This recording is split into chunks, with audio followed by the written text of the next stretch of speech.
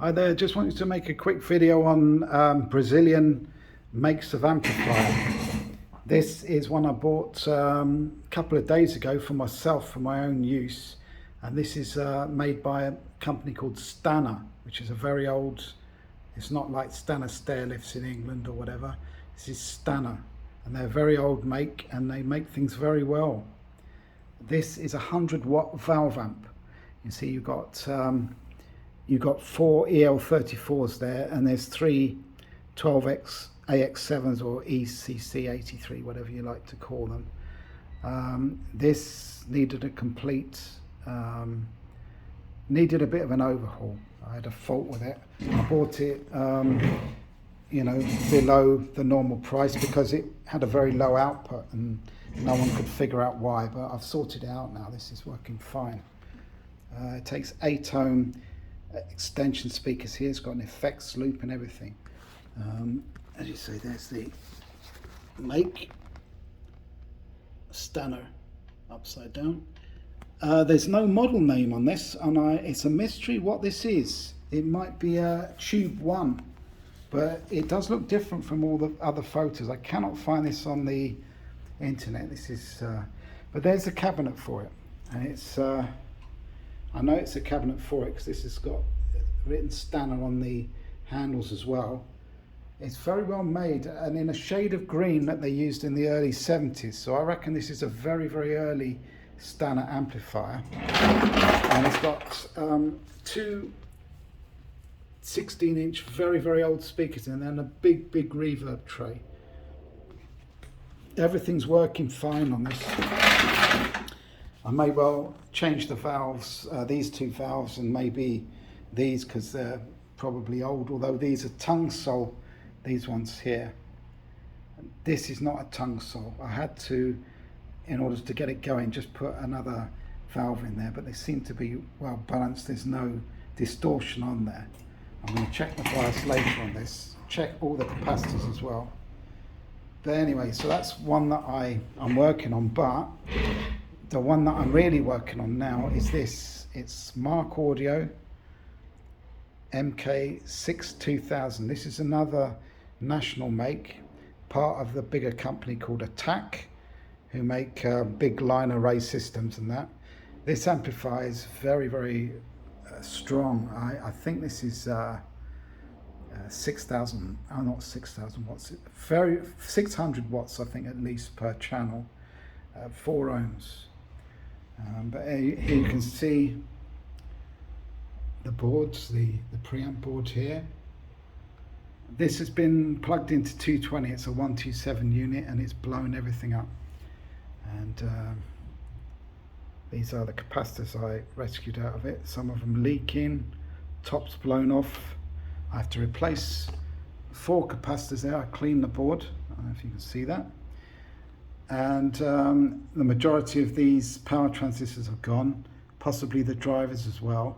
So I've bought all the power transistors to replace them. The guy needs it today. He only brought it in a couple of days ago, and yesterday was a bank holiday in Brazil, so it's stretching it a bit. But anyway, this is what I test my capacitors on, a DER EE D5000 LCR meter, and these are excellent. They are absolutely excellent. Let's just switch it on here. I put one of these capacitors that are completely blown up on this just to show you. This is a 47,050 volt capacitor, and you see it's measuring 170 ohms. It's not even found it's a capacitor, so let's put it on capacitance here. It's measuring 13 microfarads. If I go to ESR,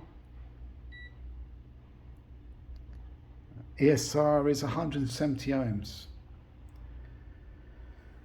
So it's pretty bad. Although, having said that, you can change the frequency at which you measure it on, and I reckon if I put it to 120 hertz, which is about right, because it's 60 hertz here, so multiples of 60 hertz, 120 hertz.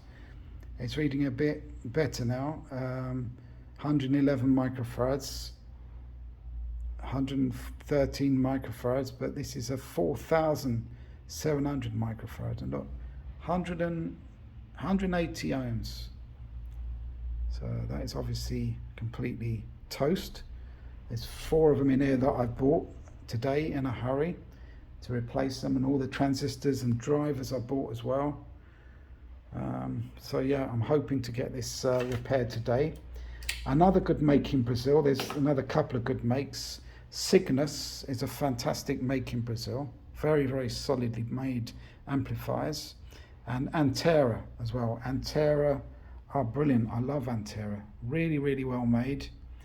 They've got some sort of automatic voltage detection on the input, because the problem in Brazil is there's 2 voltages here. There's 120 volts, 127 to be precise, and 220 volts. And in Santa Catarina, which is a state below this one, a lot of things are 220 volts, whereas in Paraná, which is the state that I'm in, a lot of things are 127, but often have 220 as well. So things are sold here either one voltage or the other, or they've got a switch at the back that you select 127 or 120 normally, or 110 or 220. I think this has got a switch at the back here by the look of it, but the guy didn't know where he was plugging it in, plugged it into a socket that he didn't know was 220 or 127, and blew it up completely. And he needs it for a show tonight, so I need to sort him out. So yeah, I'm going to be tied up with this all morning, probably, just checking everything before I switch it on my lamp tester. And I'll see if this is working. But anyway, thanks for watching. I hope you enjoyed this amplifier. This amplifier is going to be for sale when I do it up. So if anyone from Brazil who speaks English is watching this video, which some do, this is going to be for sale. It's a very, very rare Stanner, and it's going to be completely serviced, and the sound is very good, and it's very, very loud as well. So very good quality. This is as good as any Marshall, really, I've heard. It's great, and it's very, very good quality. These and if anyone watching knows what model this is, that'd be great. I can't find a schematic for it. Not that I generally need schematics for valve amps, because I find them quite straightforward, but this is great. I'm looking as well maybe to sell this and get just a smaller head that I can use. I don't want to take the head out of this and leave. This is my own speaker. This is underneath that I use for test. Yeah, that's the cabinet that it came in. But I don't want to use. I don't want to separate these 2 things and use a head and bugger around with a head there. I'd rather get another head that I can maybe drill into and make some sockets to probe the high tension and the bias. And I will be as well very soon making up my own bias probe. I have a valve here, rectifier valve, that's let in air, because if you look very carefully, see that little crack there? It's let in air, so this is no good. So I'm going to cut this glass off so that I'm just left with this socket, octal socket there. I've got a very, very good quality Belton tube socket that I bought from England, actually. Best make that, I think, Belton. And I'm gonna cut this and link the wires internally from here to there, splitting pin 3. So I've got pin 3 from the socket, pin 3 from there, so that I can measure. When I plug this in, basically I will plug the valve under test on top here, and this, actual valve, and the base will be at the bottom there, and I will actually be able to have some leads coming out of here, so I can measure the plate's voltage and also measure the current bias between pin 3 here. So that saves me from taking it out of the cabinet like that. And some of these amplifiers you can't turn upside down. I've got quite a lot of amps in at the moment. Laney, Fender Twin. I've got Fender The Twin behind me, which is a 1978 model here.